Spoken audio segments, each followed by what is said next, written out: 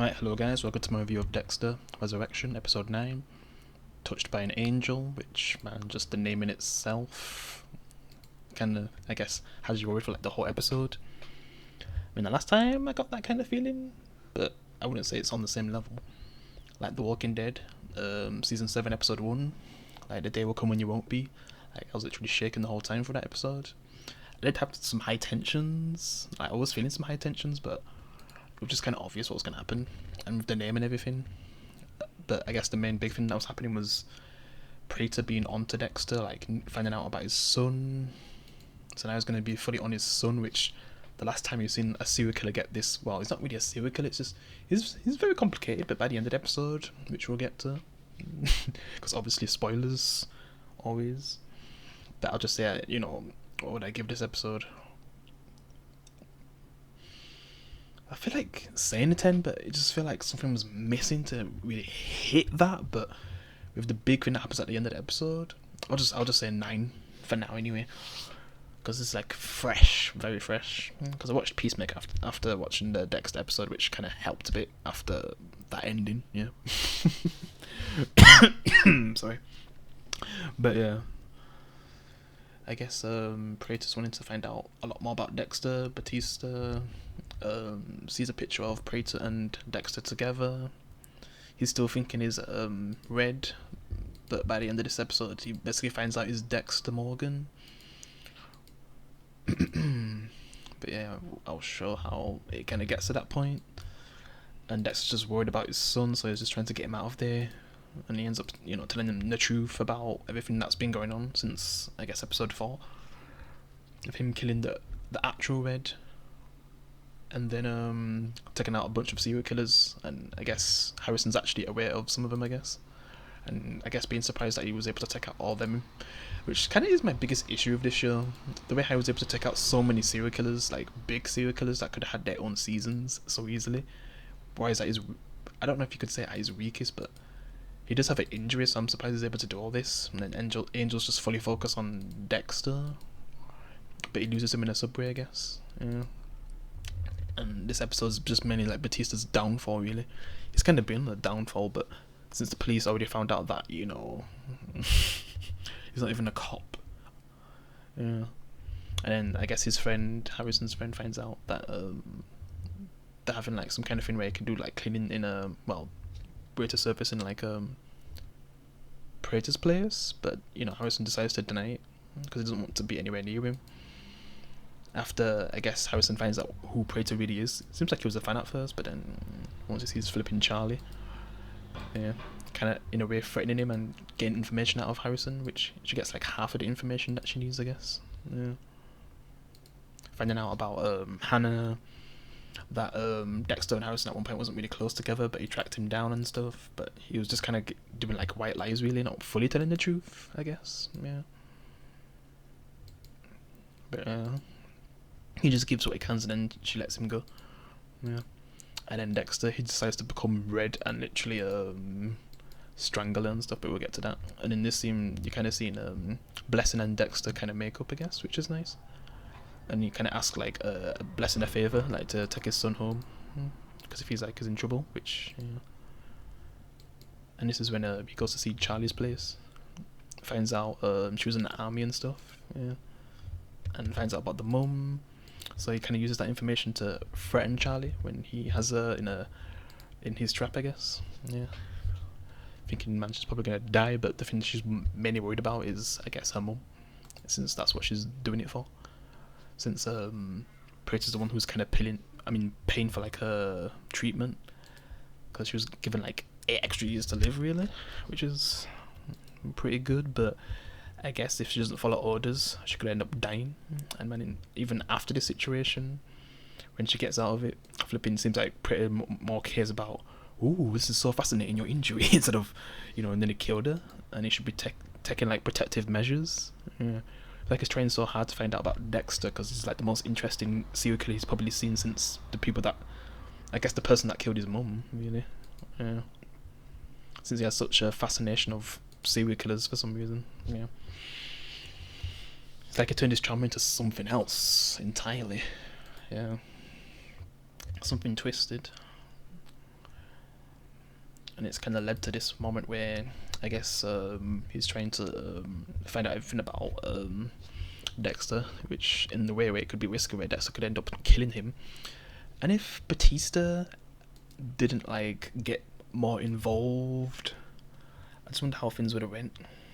Yeah, because Batista basically goes to, because things here don't really work out when he's talking to the police. They kind of find out that he's not a cop, and he's gonna get in a lot of trouble. Like he's basically doing a felony, he could go to prison and stuff, and they kind of give him like. So yeah, Indra has to take things into his own hands by, I guess, deciding to go after Praetor, which to me is kind of a dumb choice. I feel like he should have like just went back to Miami, kind of regroup, tell Quinn and Mazuka, but I don't know if he'd want to get them involved because he probably feel like he'd get him in danger. But I guess he was willing to go all in, possibly get himself killed. Yeah. Then Dexter meets Gina. I guess off the camera, my flipping lights messing around, but yeah, since it's the Bluetooth one. But yeah, so they decide to like, I guess, go to her place so they can have sexy time together. Dexter, he's kind of focused on something else, I guess. And I kind of already talked about this with the way how Praetor just treats her, man. It's just terrible. But she has no choice because, her mum, I guess. Yeah. He doesn't even care about her life, really. He kind of cares more about what Dexter did to her. And this is when Batista confronts Praetor, lets him stay, then he just basically reveals everything about Dexter. And in this situation, obviously, flipping just puts Batista in the worst situation because he doesn't truly know who he is. No one really does apart from Dexter, really, and other serial killers, and Charlie. So yeah, he screwed himself. Dexter was ready to kill this guy because he has a phone call with him saying to meet alone, not Charlie or anything. But he really thinks Charlie wasn't going to be there.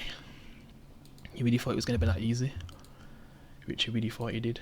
They're just going to have a nice little sit down, then Dexter just kills him and tries to escape. But he really thought like there'd be no Charlie, which is kind of dumb. So yeah, he got smacked gunpoint. Batista's tied up. So in this moment, I guess Praetor's thinking like he should fully work with Dexter because he kind of goes after other serial killers. And he feels like that's like probably the most unique serial killer he's ever come across, and finds out he's the Bay Harbor Butcher. All the information that he needs. Yeah, someone's never been this lucky. I'm just thinking if Leon's gonna still be a threat in like a season 2, and if they're gonna introduce like the New York Ripper or something. Yeah. It's some interesting stuff because Praetor fully knows who he is. He could fully expose him if he really wanted to. Yeah, and then Batista's just in the situation where it just seems like there's not really any hope of getting out, really. And Praetor just wants Dexter to kill him to settle the deal of them working together, but we just know Dexter's never going to do that, so he tries the best he can and tries to help Batista, but Batista's just too pissed at him, blames him for Maria and Dokes' death. I mean, he is partly responsible, but he's not the one who killed them, I guess. And then Batista, after flipping Dexter frees him, he tries to attack Dexter instead of using his brain and attacking either Charlie or Praetor. Like, at least getting one of them hostage would give him more of a chance of both escaping. But he was just focused on just taking all of his rage on Dexter, the one who freed him. So this is when Praetor shoots him and basically ends up escaping. And Batista's just dying on the floor. Dexter's just saying that he didn't kill Maria and Dokes, but he just knows he's the cause of it anyway, and he blames his own death, Batista's death, on Dexter. Then he just says F you and dies. Yeah, I guess it's a sad moment, but to me it just made Batista die a dumb death. At least Dokes and Lagretta was literally there, where Batista just made a hugely dumb mistake, like not thinking like, wait, if Dexter and Praetor are close together in the picture, does that mean they're possibly working together? That didn't come in his mind. But yeah, other than that, it's a sad scene. We just seen the death of Batista, one of my favourite characters of the show, of the franchise. But his death is just so dumb. He didn't have to die. He could have used his brain and just retreat back to Miami. Maybe he could have told Quinn, because what if Quinn literally goes to New York now and then he gets himself killed? Like, That's the kind of thing that could happen because he didn't decide to like retreat back with the information that he at least got. He decided to go straight to the person that could get him killed, and he ended up dead. Yeah. So there's kind of no way out for Batista in this moment. Yeah. And if they worked together, I still don't know if Batista would still live. It would have been cool if he went out like protecting Dexter, like he's about to shoot him, but for some reason he decides to protect Dexter. That would have been a better way for him to go out instead of, you know, dying because he decided to attack the one person. Because he could still think to like take down Dexter after, but them actually getting out of that place alive, that would have made the most sense to, you know, do instead of like trying to kill flipping Dexter before he probably knows he's going to die. So that's what he wanted to do. But yeah, I just find his death dumb. So there's not really much emotion that came out of that.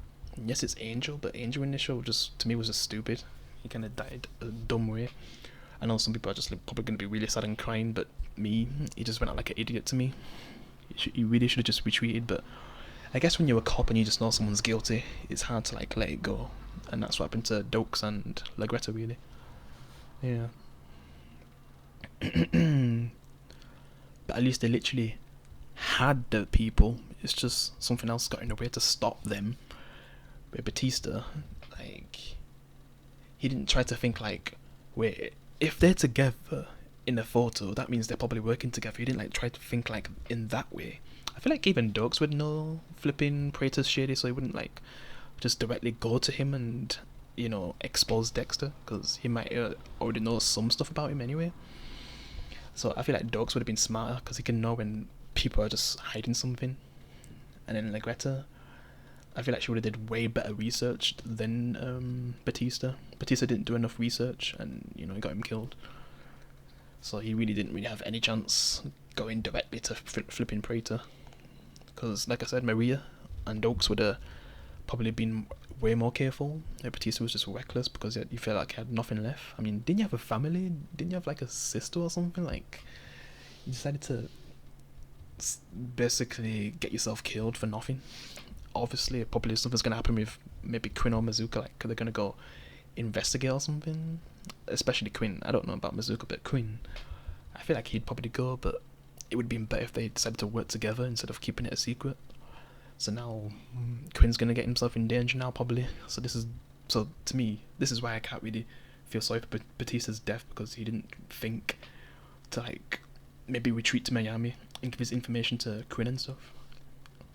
Yeah, because he would have showed proof that Dexter's alive. So he probably would have believed him, unless there's some theories people say that Quinn always knew Dexter was a killer and he just let it slide for Deborah. But so yeah, for me, it's not really a sad death to me, because he just went out like a dumbass. It sucks to see him go, but his last efforts was just stupid. So yeah, that's all I got to say really. I like the song choice, but to me, Mad World, using that song for someone who died in such a dumb way, and you just seeing Dexter's reaction, that's probably the big moment that came from that scene. And then that's probably like the first person Praetor's ever killed, since I don't even think he even killed like the person that killed his family.